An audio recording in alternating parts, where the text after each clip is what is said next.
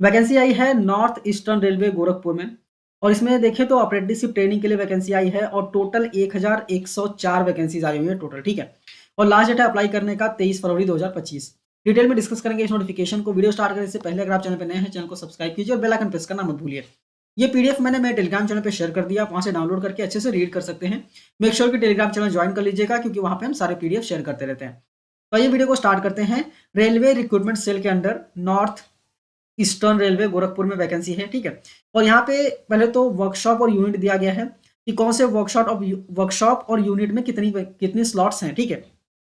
जैसे mechanical workshop Gorakhpur में 411 है, सिग्नल वर्कशॉप गोरखपुर कैंट में 63 है, फिर ब्रिज वर्कशॉप गोरखपुर कैंट में 35 है, मैकेनिकल वर्कशॉप इज्जत नगर में है 151, डीजल शेड में इज्जत नगर में है 60, फिर कैरेज एंड वैगन इज्जत नगर में 64, carriage and wagon Lucknow junction में 155, ठीक है।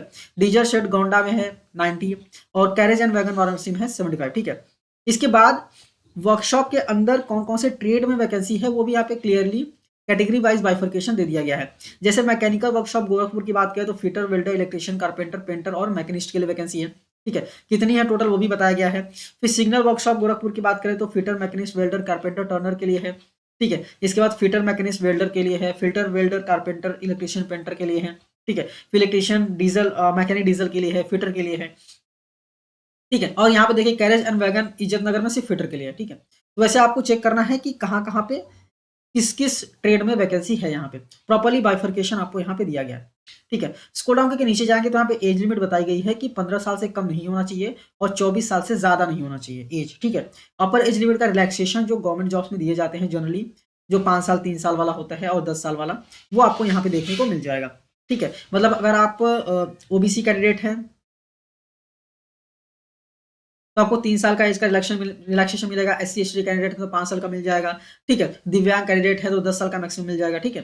एसेंशियल क्वालिफिकेशन की बात करें तो हाई स्कूल होना चाहिए, मतलब 10th with 50% marks and ITI, जिस भी ट्रेड में आप अप्लाई कर रहे हैं उस ट्रेड में आपकी ITI होनी चाहिए, ठीक है। इसके बाद आपका फीस का स्टैंडर्ड भी चेक किया जाएगा। प्रोसेसिंग फीस की बात करें तो 100 रुपीज़ आपको पे करने हैं। अगर आप SC ST दिव्यांग मतलब PWBD आते हैं या फिर वुमेन कैंडिडेट हैं तो आपको कोई भी फीस पे करने की जरूरत नहीं है। मोड ऑफ अप्लीकेशन की बात करें तो आपको बेसिकली सबमिट करना है आपका एप्लीकेशन और प्रोसेसिंग फीस थ्रू ऑनलाइन ही जाके पे करना है। n.e.railway का जो वेबसाइट है ner.indianrailways.gov.in, वहां पे जाके आपको बेसिकली एप्लीकेशन भी सबमिट करना है और प्रोसेसिंग फीस जो है वो आपको पे भी करनी है, ठीक है। एप्लीकेशन स्टार्ट हो गया है 24/1/2025 से, ठीक है। मोड ऑफ सिलेक्शन की बात करें तो मेरिट लिस्ट से बेसिकली मेरिट लिस्ट प्रिपेयर किया जाएगा बेस्ड ऑन आपका एवरेज परसेंटेज जो आपने 10th में प्लस ITI में लिए हुए हैं, मार्क्स जो आपको आए हैं उसका एवरेज परसेंटेज निकाला जाएगा। उसके बेसिस पे आपका जो मेरिट लिस्ट है वो डिसाइड की जाएगी, ठीक है, मतलब बनाई जाएगी। इसके बाद ये बोला गया है कुछ जनरल कंडीशंस में कि अगर आपने इंजीनियरिंग ग्रेजुएट किया हुआ है या फिर डिप्लोमा होल्डर है तो आप एलिजिबल नहीं है, ठीक है। इसके बाद ये बोला गया है कि अगर आपका रजिस्ट्रेशन है विथ RDAT कानपुर तो उसके बेसिस पे आपका अप्रेंटिसशिप को जो है उसको डिसाइड किया जाएगा, ठीक है। अब डिस्क्लेमर भी दिया गया है कि act apprentice imparted training in railway establish will have no claim. Basically ये बोल रहे हैं कि अगर आप यहाँ पे अप्रेंटिसशिप करते हैं इसका मतलब ये नहीं कि आपको रेगुलर एम्प्लॉयमेंट दिया जाएगा, ठीक है, ये बोला गया यहाँ पे।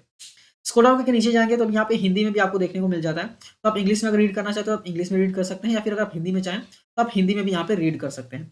तो उम्मीद करता हूँ प्रॉपर्ली आपको ये नोटिफिकेशन समझ में आ गया होगा। फिर भी अगर आप अप्लाई कर रहे हैं तो एक बार इसको डाउनलोड करके अच्छे से रीड कीजिए। मैंने इसको मेरे टेलीग्राम चैनल पे शेयर कर दिया, वहां से आसानी से डाउनलोड कर सकते हैं और रीड कर सकते हैं, ठीक है।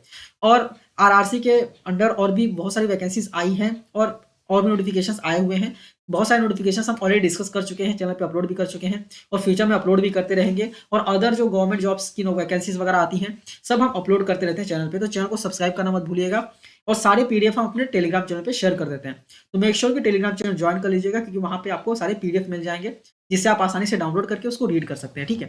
तो मिलते हैं नेक्स्ट वीडियो में। Thank you for watching and all the best.